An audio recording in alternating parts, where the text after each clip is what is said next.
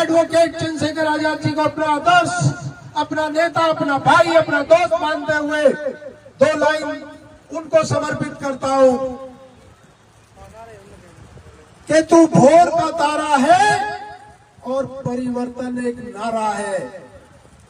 अंधकार कुछ पल का है, फिर सब कुछ तुम्हारा है, फिर सब कुछ तुम्हारा है। आजाद समाज पार्टी और भीम आर्मी के साथियों से कहना चाहता हूं, थोड़ा जोर लगा दो, समय कम है। कुछ को तुम जगा दो, कुछ को मैं जगा दो। हमारे देश में जिन्होंने हमें संविधान दिया, बाबा साहब ने 2 लाइन कही थी कि मैं उस व्यक्ति को शिक्षित नहीं मानता जिसको ये नहीं पता तुम्हारा दुश्मन कौन है।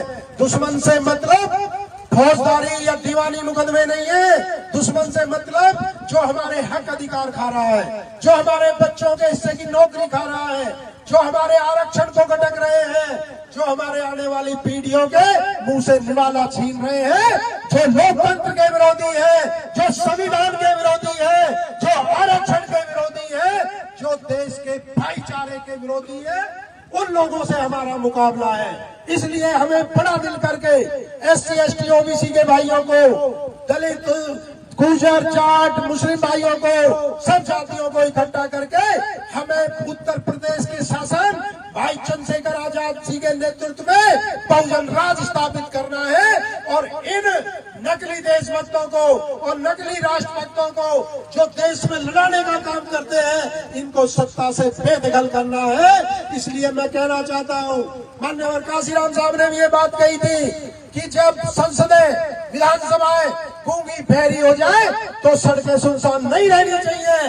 भाई चंद्रशेखर आजाद जी ने ये सिद्ध करके दिखाया है पिछले 7 सालों में कि क्या जुल्म ज्यादती हुई है। सड़कों पे उन्होंने गरीब, शोषित और वंचित किसान मजदूरों की आवाज को बुलंद करने का काम किया है। और जब से सांसद बने हैं, कोई मुद्दा ऐसा नहीं बचा हो, कोई वर्ग ऐसा नहीं बचा हो जिसकी आवाज उन्होंने नहीं उठाई हो।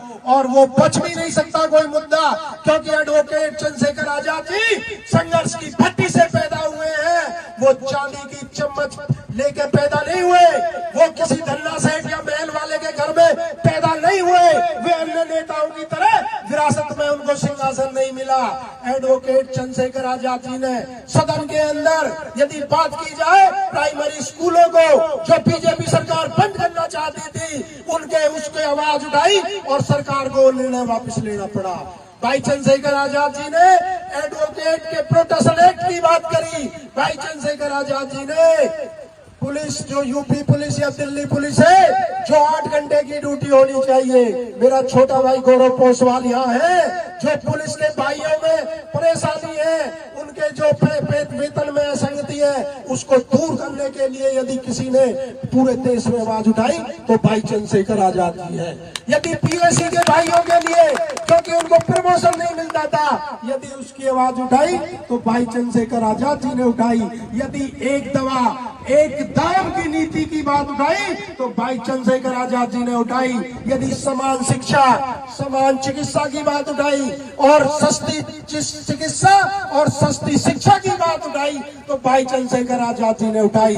जब तक गरीब मजदूर किसानों का भला नहीं हो सकता, जब गांव में रहकर सिपाही का भी बच्चा और SSB का भी बच्चा एक स्कूल में ना पढ़े, जब तक उस गांव में गरीबों का भला नहीं हो सकता, जब तक एक DM का और एक चपरासी का बेटा एक सरकारी अस्पताल में उनका इलाज ना हो, तब तक ये देश तरक्की नहीं कर सकता।